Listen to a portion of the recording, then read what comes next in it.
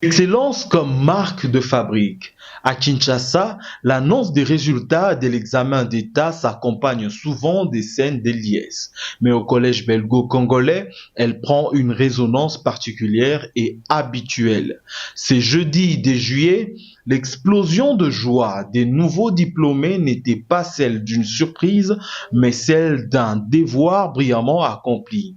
En alignant un implacable 100% de réussite, toutes sections confondues, littéraires, scientifiques et commerciales, l'établissement ne fait pas que signer un exploit, il confirme une habitude. Ce grand chelem n'est en rien le fruit du hasard, c'est la signature d'une vision, celle portée depuis la création de l'école par son promoteur, l'ambassadeur Mathieu Mobindi. Année après année, l'institution s'impose comme l'un des fleurons de la formation en République démocratique du Congo, dictant un standard élevé là où d'autres cherchent encore leur marque.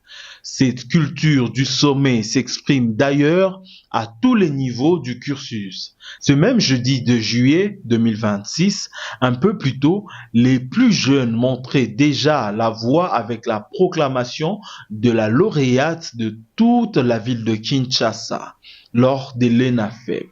Elle décrochait une réussite exemplaire portée par une majeure de promotion avec 91% de réussite. Des bancs de l'école primaire aux épreuves des examens d'État, la trajectoire reste la même, rectiligne et tournée vers les sommets. En célébrant leur lauréat aujourd'hui, le collège belgo-congolais ne fête pas seulement une fin de cycle, il pérennise un modèle de réussite dont la jeunesse congolaise a cruellement besoin.